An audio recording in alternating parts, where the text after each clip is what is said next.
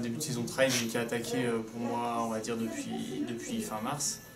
Donc l'hiver, je me prépare un petit peu plus en ski. Cette année, j'ai essayé de faire une préparation un petit peu plus basée sur la longueur des efforts pour justement préparer ce premier ultra trail qui était l'ultra trail du Mont Fuji. Donc j'ai axé ma saison sur toujours du ski, donc ski de fond et ski de randonnée.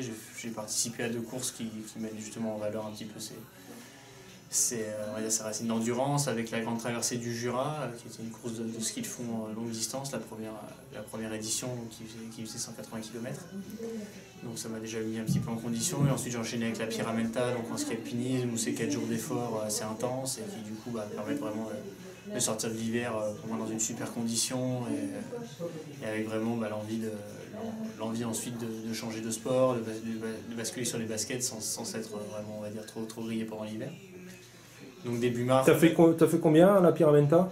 À la Pyramenta, tous les jours, c'est un classement général qui est ensuite accès à un classement journalier, enfin entre 25 et 30e. D'accord, et t'étais avec Alexis, hein? J'étais avec Alexis, qui gagne la petite boucle de l'Ice Trail l'an passé. D'accord. Je sais pas si petite que ça d'ailleurs. Et voilà, c'était la 6e année qu'on faisait ensemble, donc voilà, c'est toujours une super ambiance et puis une super préparation pour nous pour basculer sur le trail ensuite. Donc lui bascule sur du plus court et moi sur du plus long après, mais c'est vrai que ça nous permet d'avoir vraiment un foncier incroyable pour l'été. Et puis en ski, je pense que c'est bien parce qu'on n'use pas, on va dire, les mêmes cartouches qu'en trail running derrière. Peut-être au niveau aussi des articulations, au niveau, tout ça. au niveau musculaire, articulaire, même au niveau moral, le fait de faire un autre sport, c'est vraiment autre chose, et je pense que c'est vraiment un plus pour arriver frais l'été sur les chemins. Donc du coup, je suis sorti fin mars avec un gros mois de ski en amont, et je me suis dit, là maintenant il faut basculer un petit peu cette forme physique, arriver à la basculer sur la course à pied, sur le trail running, pour arriver au Mont Fuji avec quand même pas mal de kilomètres dans les jambes, pour surtout, ce que je voulais, c'était pas en sortir blessé, parce que la saison derrière elle est très longue, et puis essayer de transvaser au mieux cette forme que j'avais en ski vers le trail running. Donc j'avais pour ça tout le mois d'avril, donc j'ai vraiment bien repris le trail pendant les 15 premiers jours du mois d'avril. Je m'étais fixé d'essayer de sortir un peu tous les jours en montagne. J'ai mon frère qui habite dans le Mercantour, donc le travail dans la vigne était aussi un petit peu fini, donc je m'étais fixé un petit peu ces 15 jours-là pour faire des longues sorties en montagne, essayer de réhabituer mes jambes à courir, à faire les descentes, à faire les montées, remettre un petit peu des chocs aux articulations pour justement pas arriver sans rien au Mont Fuji.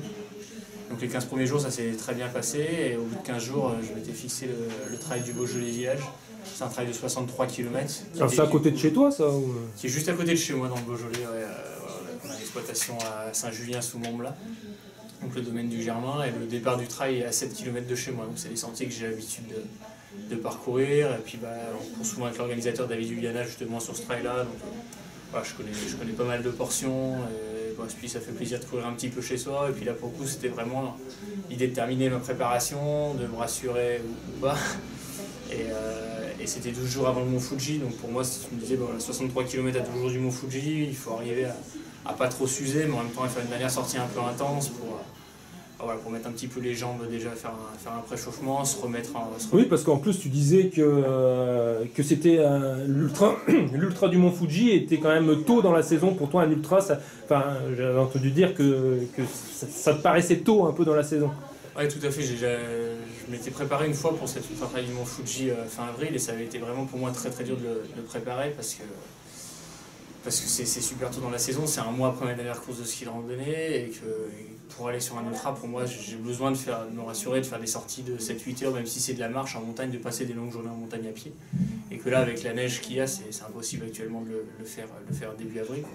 Et après, plus on avance, plus on va se rapprocher de la course. La course, elle est le 25 avril, donc pour moi, c'est très très tôt. Et du coup, j'étais un peu dans l'appréhension, me disant la première fois que je l'avais préparé, c'était compliqué, donc là, comment faire? Donc j'ai tiré un petit peu les leçons de ça, et j'ai profité que mon frère soit dans le Mercantour pour aller m'entraîner un petit peu plus au soleil. Et puis je m'étais fixé ce trail du Beaujolais Village, donc qui est une course où on court autour de 6 heures, donc je me suis dit, ça va déjà me faire pas mal de sorties longues. Où tu gagnes relativement facilement devant quand même quelqu'un qui venait de gagner le trail des carbonistes, donc Johan Stock, le nouveau pensionnaire du team New Balance. Tout à fait. Ouais. Non, j'en avais beaucoup entendu parler, je ne l'avais pas vraiment rencontré alors qu'il est de Lyon, donc c'était aussi l'occasion de le rencontrer, de faire sa connaissance et de courir un peu ensemble. Donc ouais, c'était vraiment super sympa de faire sa connaissance, on se retrouve à deux tout de suite devant, et bon, lui il prépare aussi la Transvulcania, donc c'était vraiment aussi dans un objectif de préparation. Et puis bon, là c'est vrai que j'avais quand même de bonnes sensations, soit dans les montées, dans les descentes, et que j'avais à cœur de pousser un petit peu sur la fin, donc on a fait 30 ou 40 km ensemble, et puis après on a pris chacun un peu nos élèves respectives pour finir. Et donc pour moi, là, c'était une course de 6 heures qui a terminé, on va dire, ce gros cycle de préparation des 15 premiers jours. Et donc ça m'a permis de me rassurer, de me dire, voilà, on est 12 jours avant la course, j'ai l'impression de ne pas avoir trop usé, mais en même temps, ça m'a fait une dernière sortie, 6 heures, c'est quand même pas rien, donc assez intense. Donc maintenant, derrière, je sais à peu près où j'en suis, il faut vraiment, je savais que j'ai fait pas mal de kilomètres, donc il faut que je récupère et puis que je remette en route avant le Mont Fuji. Mais j'étais du coup, on va dire, un petit peu plus confiant et rassuré sur mes sensations.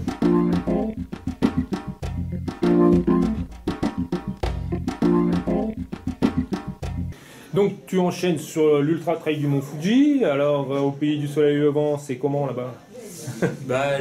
Grâce au trail du niveau du Reva, il y a 4 ans, j'étais déjà allé au Japon faire le trail qui s'appelle Kana Mountain Run and Walk. C'était un peu plus au nord du Japon et j'en ai profité. Donc on était parti là-bas avec mon épouse, on avait profité pour visiter un petit peu la région du Mont Fuji. Mais bon, j'avoue que voilà, en 3 jours, on avait voulu monter au sommet, donc c'était un peu la seule chose qu'on avait faite.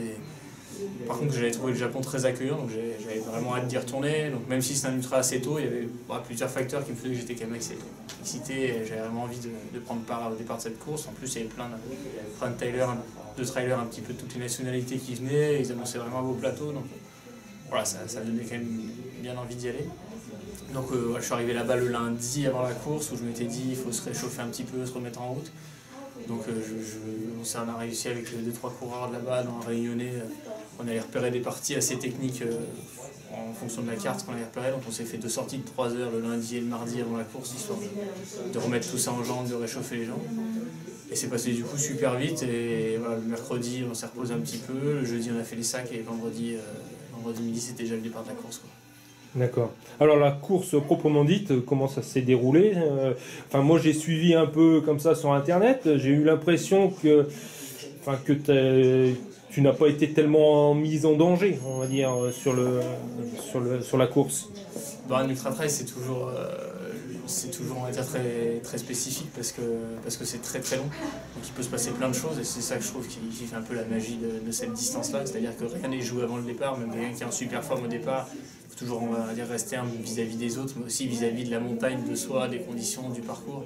Il peut se passer énormément de choses sur ce parcours. Après c'est vrai qu'au niveau du déroulé de la course, dès le départ, j'avais vraiment envie d'être là et ça me faisait plaisir, voilà, de faire connaissance avec tout ce parcours, de découvrir ces portions, de travailler avec un staff qui était japonais. Donc il y a vraiment plein de choses, plein de, on va dire, voilà, des petites questions que je me posais vis-à-vis de mon physique auxquelles j'avais envie de trouver une petite élucidation. Et puis j'avais envie aussi de m'amuser à chaque ravitaillement, de rencontrer Steam, tout ça, et puis de courir avec d'autres coureurs que j'avais pas vu depuis longtemps et que j'apprécie beaucoup. Donc j'étais vraiment très content d'être au départ et ça je pense que ça joue beaucoup sur toute la suite. Donc en fait les 3 premiers ravitaillements, je les ai même pas vus passer, quoi. On enchaînait des petites montées, des descentes, des passages dans la ville où les gens disaient la route c'est long, mais en fait c'est là aussi où on retrouvait on va dire, un peu tous nos supporters, qu'on voyait du monde. Je courais aussi avec des Français que je connais un petit peu. On a bien discuté avec d'autres coureurs qu'on connaît un petit peu moins, c'était assez sympa. Et c'est vrai que voilà, je chantais, mine de rien, en discutant tout ça, que je me fatiguais pas trop, que ça allait bien, que j'avais vraiment des bonnes conditions. Puis on s'est retrouvés ensuite à 2 avec Iker, puis ensuite on s'est garé un petit peu, Iker a lâché un petit peu, et je suis revenu sur le groupe qui nous avait dépassé pendant qu'on s'était perdu. Tu sais pourquoi Iker a lâché? Parce que je trouve qu'il a lâché de bonne heure tout de même. Il était un petit peu inquiet avant de venir vis-à-vis d'une douleur du genou qui l'handicapait un petit peu l'hiver pour s'entraîner. Voilà, ça faisait un mois qu'il était revenu un petit peu, sa douleur pensait disparaître un petit peu. Et quand on s'est perdu, c'est vrai que c'est dur moralement quand on est 5 minutes devant, on va tout droit, on suivait le vélo qui était censé nous escorter et puis finalement on s'est perdu. C'est rien 5 minutes sur un ultra. Au final, le temps qu'on revienne, voilà, les 3 minutes qu'on avait d'avance, on les avait de retard sur le groupe de 3. C'est rien, mais c'est quand même toujours dur moralement au bout de 4 heures. En plus, il fait nuit, on se dit, bon, ouais, pourquoi on se reperdrait pas une deuxième. Enfin, c'est toujours dur. Et ça, je pense, ça lui a mis un petit coup au moral. Et puis dans la montée, moi je voulais vite revenir sur le groupe d'avant parce qu'il y avait énormément de brouillard et on n'était que deux. Et je me suis dit, voilà, là c'est la nuit, c'est le début, faut essayer de courir en groupe. Donc je suis revenu un petit peu vite, il a lâché. Et après, je pense qu'il a gardé son rythme un peu à distance. Et au 70e kilomètre, il s'est rendu compte que son genou le faisait sourire, qu'il n'était peut-être pas à la place qu'il espérait. Et surtout, il savait que la saison derrière, pour lui, elle est très longue, qu'il a plein d'autres objectifs. Donc il s'est dit, bon, voilà, c'était plutôt un test pour moi. Et, voilà, c'est un peu le jeu du haut niveau, c'est-à-dire qu'il a voulu tester, il s'est dit ça pourrait peut-être éventuellement passer, c'est pas passé. Je pense qu'il a pris la sage décision de penser un petit peu à tout ce qu'il attend à la suite. Et voilà, j'espère qu'on aura d'autres courses à faire ensemble d'ici là.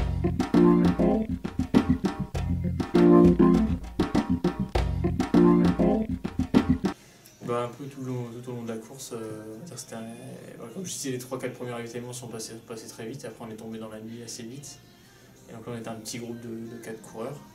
Donc on a progressé tranquillement de ravitaillement en ravitaillement jusqu'au 60e kilomètre, où là ce groupe de 4 commençait à se disloquer un petit peu. Et puis je sentais voilà, dans certaines parties que j'avais vraiment l'opportunité de partir un petit peu devant facilement. Donc c'est là où voilà, on se pose un petit peu la question, est-ce qu'il vaut mieux rester en groupe, sachant que c'est une course de nuit, qu'on ne connaît pas le parcours, que c'est un peu aussi le premier ultra de la saison. Donc c'est vrai qu'en groupe on est plus fort, on pense un petit peu moins à la distance et la course se déroule plus vite, mais en même temps je me disais c'est peut-être aussi le moment où j'arriverai à créer l'écart et peut-être que sur la fin j'y arriverai pas, donc on va faire que faire tout ça. Puis finalement ça s'est fait un peu tout seul et avant le ravitaillement du 60e ou 70e kilomètre, je me suis retrouvé à grimper un peu seul en tête et j'arrivais à créer un écart.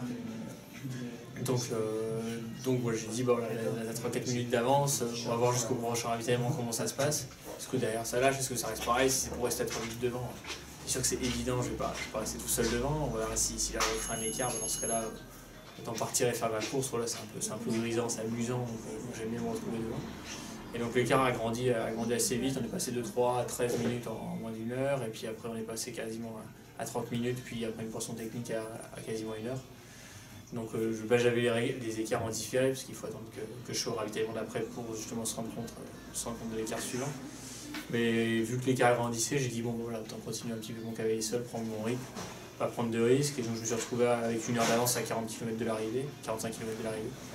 Là voilà, on se dit, après course on se dit bon bah voilà, c'est 45 km, 1 heure, c'est pour se gagner, mais pendant la course sur un ultra au bout de 15 heures, on se dit pas ça du tout, donc voilà, avec le retour, avec l'expérience, je me disais bon maintenant il faut essayer de prendre ton rythme, il faut aller au bout sans se blesser, sans prendre trop de risques, mais pendant la course c'est pas facile de rester objectif sur les écarts, sur la distance qui nous reste.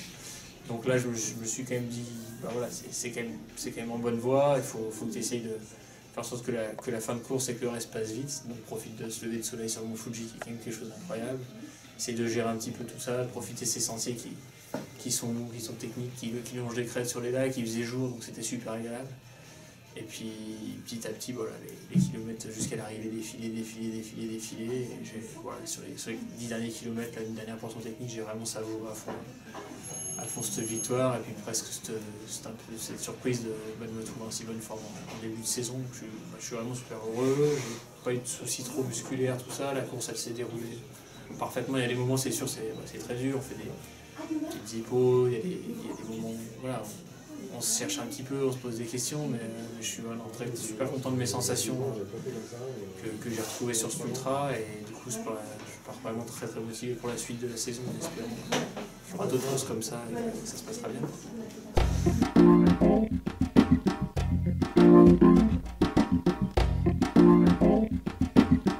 Et bien la suite, du coup là je vais partir faire le Royal Raid, donc le 30 km qui se déroule sur l'île Maurice. Donc pour moi c'est vraiment, voilà, c'est les 15 jours là que je me suis octroyé après le Trentaille Mont Fuji, où je vais essayer de vraiment récupérer, pas faire grand chose. Et ce 30 km ça va vraiment être en gros la remise en route. Donc une remise en route où je pense que on verra sur la distance de 30 km, parce que je pense que c'est beaucoup plus sage que 80 km 15 jours après, un ultra trail. Et donc j'espère que les sensations seront bonnes, que j'aurai pas trop de petites douleurs, tout ça. Donc essayer de me rééquilibrer un petit peu tout ça, de retrouver un peu mes sensations, mes repères. Pour l'instant, là, au niveau physique, tu sens que tu as la récupération, enfin là, tu n'as pas de douleur particulière? Non, j'ai pas eu de douleur, les courbatures sont passées assez vite, j'avais juste quelques ongles un peu douloureux, les pieds qui gonflent un petit peu après la course, avec les décalages horaires, les avions, tout ça, mais maintenant avec l'expérience, je savais que c'était à peu près normal. voilà, plutôt content de ma récupération, mais je sais que moralement, physiquement, sur le trail, c'est des choses qui sont un peu trompeuses et parfois on pense qu'on a récupéré, on n'a pas forcément récupéré. Donc j'insiste vraiment sur ces 15 jours-là qui sont importants pour moi. J'ai encore 15 jours pour en gros arriver début juin et me dire voilà, début juin, il faudrait que j'ai pas perdu tout l'entraînement que j'avais, que j'ai commencé à remettre en route et que je puisse me rentraîner sérieusement. Et puis en plus début juin, c'est le moment où voilà, il commence à faire beau, on peut retourner en montagne courir, faire des longues sorties. C'est vraiment un mois voilà, que j'aime bien. Je peux recommencer à reprendre un petit peu le vélo, à retourner en montagne, c'est le début un peu de l'alpinisme aussi. Donc début juin pour moi ça va être vraiment la période où j'espère pouvoir reprendre l'entraînement. Avec en ligne de mire, là j'aurai 80 km du Mont Blanc et la Israël Tarentaise. À 15 jours d'intervalle seulement. À 15 jours d'intervalle, voilà, qui vont être vraiment un gros bloc à négocier et pour lequel voilà, j'ai essayé de me préparer tout le mois de juin pour justement arriver frais, mais en même temps arriver avec voilà, des kilomètres dans les jambes et une bonne base en montagne pour essayer de ne pas sortir épuisé et cramer de ces deux courses-là, parce qu'ensuite j'aurai l'UTMB à la fin de l'été. Donc voilà, cette année c'est un calendrier un petit peu spécial, c'est-à-dire qu'il voilà, y a quand même un bon écart entre chaque course. Par contre il ne faut pas sortir des courses complètement blessées ou exténuées si je veux pouvoir enchaîner sur la suite. Donc je pense que la préparation de ces courses elle est assez importante. C'est pour ça qu'entre je me trouve des périodes où voilà, je ne fais pas beaucoup de courses. J'insiste beaucoup sur le repos et je vais essayer voilà, de monter en puissance toute l'année pour que le 80 km du Mont Blanc et l'Ice Trail, c'est des courses qui sont pour moi des objectifs pour moi, mais qui se passent bien et qui me permettent ensuite d'enchaîner sur la suite de la saison. Je vais essayer de prendre la saison un peu dans la globalité. C'est pour ça qu'à l'Australie Mont Fuji, j'avais le ski j'ai voulu transvaser dans la course à pied, mais je ne suis pas arrivé on va dire, avec énormément de kilomètres dans les jambes en pensant à la suite de la saison.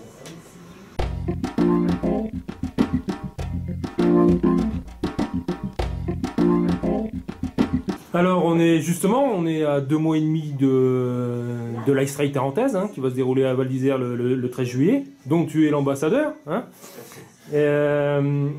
Quel conseil tu pourrais donner aux gens qui vont s'engager sur les parcours aussi bien le grand que le petit de l'Ice Trail Tarentaise? L'Ice Trail Tarentaise, on en a déjà parlé plusieurs fois, je crois que c'est vraiment une course particulière, une course que les gens apprécient, qui donne envie. D'ailleurs les inscriptions cette année ça part de plus en plus vite et donc c'est quand même bon signe, c'est-à-dire que la course elle plaît, la course elle donne envie. Donc après les premières années on avait vraiment affaire à des spécialistes. C'est impressionnant de voir le niveau qu'avaient même les derniers de la course, c'est-à-dire que c'est une course qui est quand même très spécifique sur la longue distance. Il y avait vraiment affaire qu'à des gens expérimentés, donc là j'espère que ça s'ouvre un petit peu, que ça permettra à tout le monde de venir découvrir le milieu de la haute montagne grâce à un trail, parce que c'est un petit peu le but de l'Ice Trail Tarentaise, c'est-à-dire de mélanger un petit peu un parcours qui est quand même très technique, très spécifique et pas loin de l'alpinisme avec le trail running. Donc voilà, donc là je pense qu'il faut insister un petit peu du coup, sur la préparation, sur le matériel qu'il faut avoir et sur le fait que ça reste une course qu'il faut ouvrir à tout le monde, mais une course qui est très difficile, très spécifique et très technique. Donc là, à deux mois de la course, je pense qu'il faut profiter peut-être un petit peu de ce printemps et de ce début d'été pour essayer d'aller chercher un petit peu les névés, pour essayer d'aller s'amuser en montagne, commencer à faire des longues sorties, commencer à se rendre compte un petit peu des spécificités du fait de courir sur la neige, parce que l'hiver, les gens ne vont pas forcément courir sur la neige, restent un petit peu en plaine et voilà, on va dire qu'il y a surtout les trailers un petit peu qui préparent des courses de début de saison qui sont assez vite, qui courent quand même en montagne et sur la neige d'hiver. Donc c'est quand même quelque chose de spécifique auquel il va falloir s'habituer et voilà, ce serait bien quand même, je pense, pour la plupart des gens d'essayer de faire quelques sorties en montagne et voilà, de courir un petit peu sur la neige, juste préparer comme ça. Donc après il y a un équipement spécifique aussi, l'an passé il a fait très beau, on a pu courir en t-shirt tout le long. C'était exceptionnel même, on va dire. Même au sommet de la Grande Motte, je me souviens plus, mais je crois que j'étais en simple t-shirt manche longue et en short. Donc à 3700 mètres, l'année d'avant, c'était pas du tout la même, on avait un ressenti qui était autour de moins 15 degrés avec le vent. Moins 25 avec le vent. Moins 25 avec le vent. Donc je pense qu'il faut pas forcément se focaliser que sur l'édition de l'an passé, regarder la vidéo et se dire voilà, je pars comme ça va être facile. Je pense qu'il faut vraiment avoir aussi au fond de soi les souvenirs de l'édition et du film de l'année d'avant. Et peut-être se préparer un mix entre les deux, ou dans tous les cas être préparé aux deux extrêmes. S'il fait beau, tant mieux, s'il fait mauvais, il faut quand même être préparé. Donc il faut avoir l'habitude d'utiliser les gants, il faut avoir l'habitude de se couvrir avant de sentir qu'on est trop froid. Et puis c'est pas dans le froid qu'on se couvre parce que c'est très dur. Donc ça c'est des choses qui à l'entraînement, en allant s'entraîner de tout temps, en allant s'entraîner, on peut se faire surprendre par le mauvais temps, tout ça. C'est des choses auxquelles il faut être préparé, avoir l'habitude de faire un sac type montagne. et avoir l'habitude de se changer au bon moment, de mettre les crampons, d'enlever les crampons, enfin les crampons si on ose dire, mais les chaînes à neige au bon moment, de les remettre, les enlever quand il faut. Si on a les doigts gelés, on n'arrive pas à le faire, donc savoir mettre les gants avant, savoir le fait que quelqu'un met le bac quand il fait moins 10 degrés, ça gèle aussi, donc peut-être mettre de l'eau chaude dedans, ou l'isoler un petit peu, ou alors pour la partie qui est très haute, prendre un petit peu moins d'eau ou la mettre contre soi. C'est toutes des petites choses qu'il faut essayer d'envisager avant pour que le jour de la course, on ait le moins d'imprévus possible et qu'on soit apte. Le but du jeu, c'est de finir cette course dans les meilleures conditions possibles. Une bonne gestion des conditions climatiques, en fait, c'est ça. Voilà. Savoir gérer les conditions climatiques. Il faut essayer la montagne, c'est l'adaptation. Je pense que quelqu'un qui arrivera à s'adapter dans toutes les conditions sera très bien. S'il fait très beau, il n'y aura peut-être pas forcément besoin de s'adapter et ça ira tout seul. Après, il y a le mauvais temps qui peut arriver au milieu, il peut faire très beau en bas et puis avoir un vent de fou en haut. Il faut vraiment essayer de s'adapter et parer à l'imprévu en mettant le plus possible de choses spécifiques dans son sac et des choses que l'on connaît. On n'utilise pas des choses le jour de la course si on ne les a jamais utilisées avant, ça se fait évidemment. Mais moins on va laisser de place à l'imprévu, plus on sera sûr d'aller au bout. Et le but du jeu, c'est d'arriver dans le meilleur état à l'arrivée et d'avoir pris du plaisir tout au long. Et je pense que le but du jeu, c'est de s'amuser sur la montagne et profiter au maximum du parcours. Et moins on aura ces petits soucis, plus on sera même à ça. C'est une petite préparation sur 2 mois où il faut commencer à se mettre en route, à penser un petit peu à qu'est-ce qui pourrait se passer sur la course. C'est valable sur toutes les courses, mais encore plus sur l'ice trail où on peut arriver dans un milieu qui est quand même assez dangereux et hostile, qui est là très haute montagne. Et il faut commencer à se mettre en jambe là-dessus.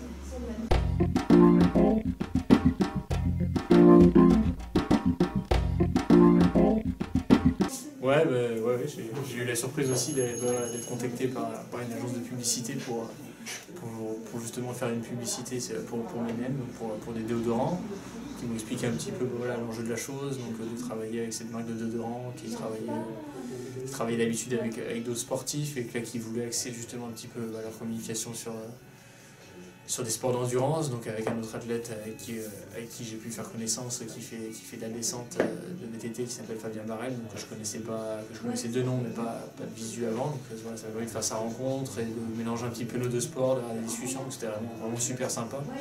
Ça m'a permis aussi de découvrir l'ambiance justement qu'il y a sur un tournage de pub télévisé qui est vraiment à découvrir. Pour moi, c'était une super expérience. Donc j'ai découvert aussi la Tunisie.